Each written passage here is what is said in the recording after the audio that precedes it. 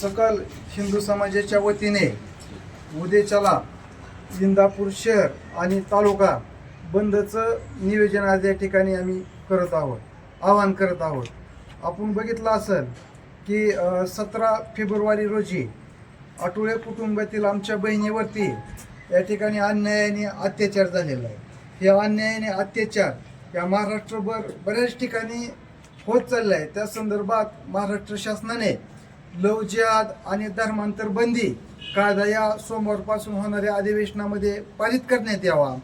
तसेच या ठिकाणी उद्याच्या बंदमध्ये सर्व व्यापारी बांधवांनी त्या ठिकाणी आपले दुकान बंद ठेवून सकल हिंदू समाजाच्या या ठिकाणी जो आवाहन केलंय त्या आव्हानाला या ठिकाणी प्रतिसाद देऊन त्या ठिकाणी जी आठवले कुटुंबांची जी बहीण आहे ती त्या ठिकाणी त्यांच्या मायमाऊलीपर्यंत परत देण्यासाठी आपण सर्वांनी या ठिकाणी आंदोलनाचा पवित्रा या ठिकाणी घेतोय.